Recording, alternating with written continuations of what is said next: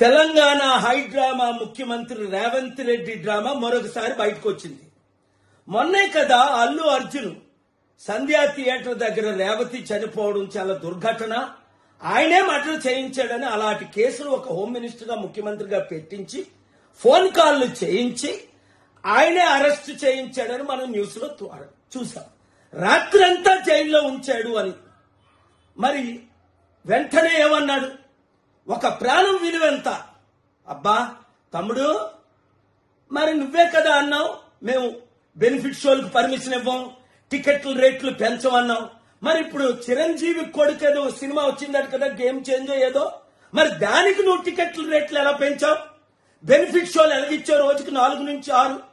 నీకు తెలంగాణ ప్రజల వైపు చిత్తశుద్ధి ఉంటే రాత్రి 3-4 గంటలకి షోలు పెట్టుకోమని పర్మిషన్లు ఇచ్చేవే, దమ్ముంటే క్యాన్సిల్ చేయి. ఏ నీకు 100 కోట్లు 1000 కోట్లు డీల్ ఇచ్చారా? ఇప్పుడు ప్రజలు,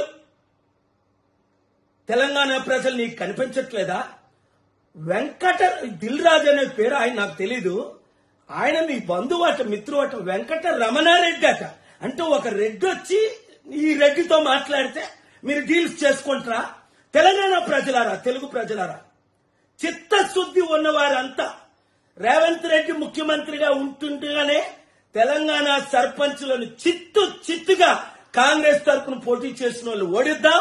మన బీసీ, ఎస్సీ, ఎస్టీ, క్రిస్టియన్, ముస్లిం సత్తా ఈ రెడ్లకి చూపిద్దాం. మన రాష్ట్రాలను మనం కాపాడుకుందాం.